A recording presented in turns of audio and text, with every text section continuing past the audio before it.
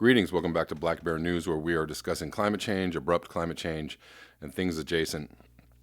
And things seem to be escalating rapidly. Awareness is escalating rapidly. Someone just sent me a Tim Bob video. This is from, what's the date today? This is from yesterday.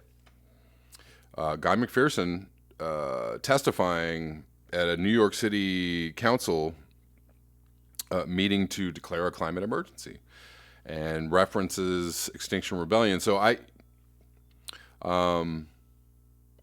think this is really awesome. I'm going to link the video below. I'm not going to show any of it, and you all can watch it. I think it's great to see Guy McPherson in the fray, helping to raise awareness around this. I mean, that's basically what he does. I just, there was just conflicting messages, I think, from him around Extinction Rebellion or around, I don't know what, but this seems to be in league with Extinction Rebellion and declaring a climate emergency. Good stuff. We need all hands on deck, and we need everyone to be involved in letting people know what's going on and letting people know what's going to be coming our way in the very near future. Just want to really quickly go through a couple of headlines. Sunrise Movement rallies outside Democratic National Committee headquarters over climate change debate failure. So they were asking for a specific climate change debate among the Democratic nominees, or people in the race, the Democratic horses that are in the race. And they were denied that request, which is, again, obviously ridiculous. If climate change is the most important problem, a lot of the candidates are coming with, very leftist, very socialist-leaning proposals: cancel student debt, Medicare for all, free college, et cetera, right?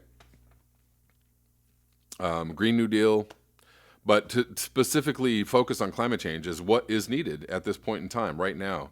All those other things are underneath, below, secondary to the primary problem of climate change. And quickly, obviously, Europe is experiencing a heat wave, record high of 45°C expected in France. So getting reports of quite high temperatures in Europe. Obviously, this is ongoing climate change-induced heating of the earth, and people are getting real hot everywhere. I'm going to link this article below. The main thing I wanted to get to was this article by Lee Camp.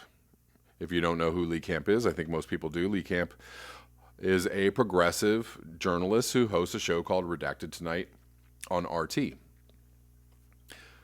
So I was, talking about the fact that the progressive journalists and the progressive YouTubers aren't putting climate change front and center.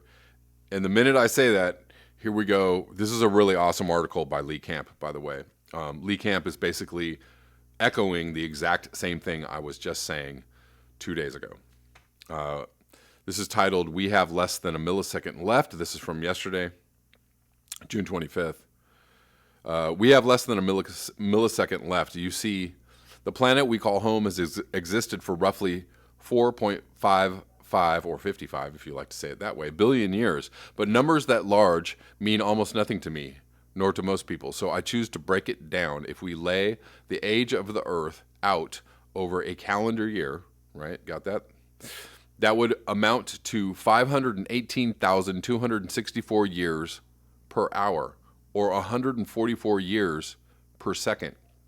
So if we have 10 or 11 years until the point of no return, as climate scientists have repeatedly told us, that means we have a millisecond left before midnight in which to change our society completely to avoid turning the Earth into a piping hot fajita.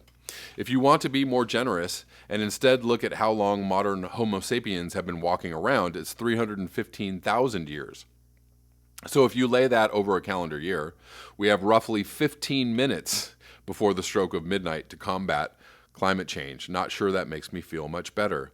None of us should be thinking about anything other than climate change. We all kind of know it even if we think we don't know it. Even people who deny climate change exists probably secretly know it. They're just confusing what they want to be true with what they subconsciously know to be true. I did the same thing when I was a child and tennis legend Jimmy Connors lost in the semifinals of the 1991 U.S. Open after his monumental run at the age of 39. I remember that very, very well. For an 11-year-old, 39 sounds pretty close to mummified. I was certain Jimmy would be playing in the finals. I knew deep within my bones that Jimbo would dazzle us with his diving volleys and mid-court passing shots in the championship match, because how could the powers that be allow the only character America genuinely cared about to bow out before the finals? In my mind, it was akin to killing off Iron Man halfway through the movie Iron Man. Jimmy Connors did not show up to the finals. Climate change is the only thing we should be thinking about. I don't just mean there should be a report every couple hours about climate change by our bloviating bullhorns of mainstream news. I don't mean once a day you should mention to a friend that Al Gore seems vaguely douchey but probably has a point. I mean climate change should be all we're thinking about. It should be a major factor in every conversation, every job, every TV show, every humor column, every tweet, every clever t-shirt slogan, and every fortune cookie message. Climate change should be everything. Plastic action figures for kids should have one arm melted off to symbolize the effects of climate change. Your server at a nice restaurant should sprinkle sand in your soup du jour to remind you of the disappearance of fresh water. Ice cream should be exclusively served melted to symbolize rising temperatures. Hamburgers should cost $200 to compensate for global emissions of factory farmer. That's actually right on. And hamburgers should also be bone dry. To delineate how much water is used to make one hamburger. Every time you go to ice skating, someone should punch you in the face. Every time you go ice skating, someone should punch you in the face and yell, "Enjoy it while it lasts."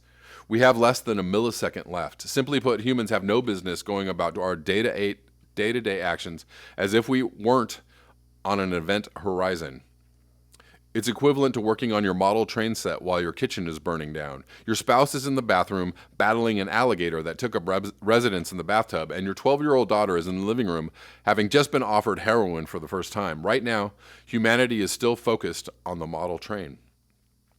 The International Governmental Panel on Climate Change says the point of no return is the year 2030. This obviously doesn't mean everything spontaneously combusts at the stroke of midnight 2030, although that would be fascinating to watch. It means that after that point, if we aren't living vastly different lives, no effort will change the fact that the planet inevitably will become uninhabitable, and we humans inevitably will go extinct, and there inevitably will be no more skiing, both due to lack of snow and due to lack of fleshy beings to ride on skis. The year 2030 is the point of no return. It is the date of our impending prolonged suicide. Let's assume that the world's greatest climate scientists are way off. Let's assume these people who do nothing other than study climatic models using computer programs so sophisticated I wouldn't be qualified to turn them on. Let's assume that their swollen heads up their highly educated asses. They have their, just messed up that sentence completely. They have their swollen heads up their highly educated asses. Let's assume that they were so wrong that it's not 10 years, but instead 20 years until the point of no return. So the amount of time we have left is double what they thought. That still means we should be thinking about nothing other than climate change. And that is true whether it's 5 years or 50. Actually, if it's 50 years, we still, every candidate for president should be talking about climate change as the only problem. Because why wait? Why would we be, it's fine, end of life as we know it on the planet Earth, end of all of our children's lives. We're cool. That still means we should be thinking about nothing other than climate change. It still means our very survival as a species, or lack thereof, will be decided in the next couple of decades. It still means we have only a millisecond. Maybe we're right to die off. Maybe our hubris and egos, the size and shape of SUVs, have doomed us, and we should give up and enjoy our final few years. But if that's the case, I would like an announcement. I would honestly prefer a national address by some of our so-called leaders stating clearly, look, folks, in order to continue civilized society of the human species, we would need to change everything. Every single one of us would have to labor towards a massive shift to a sustainable culture that works in harmony with nature rather than abusing nature, like it's a servant who gave us an ugly look. We would have to focus on achieving this new society rather than spending a third of all our free time watching superhero movies. But we have no intention of doing that because it sounds kind of hard, not to mention corporate profits would suffer in the short term. So instead, we're declaring here and now that we'll all just keep functioning as is until such time as the oceans turn to acid, the ever-growing storms consume us, and California feels like the inside of a kiln. According to our best minds, that will be 10 to 20 years from now. So don't worry about starting that retirement fund. Don't buy the extended warranty on the vacuum. And whatever you do, at no point and under no circumstances, quit smoking and drinking. Thank you and good night. If that's the choice we've decided to make, then I want an announcement along these lines. On the other hand, if we decide to do the opposite and save ourselves, someone should probably let everyone know it's an all-hands-on-deck scenario. Let's make the call. We have less than a millisecond left. Right on the money. It could not be more accurate or true. Excellent stuff by Lee Camp. I already like Lee Camp, but this just made me like him even more. He is, yes, some of the progressive pundits do say, hey, climate change is a big problem. And then they go back to talking about, all the presidential race, ins and outs, and the Bernie Sanders, Elizabeth Warren, somebody fuck Joe Biden, and, all this stuff, right? Instead of saying climate change should be the only thing on everybody's mind. So if you're not putting that front and center, you have no business being in the presidential race. You have no business being in Congress or being in Senate.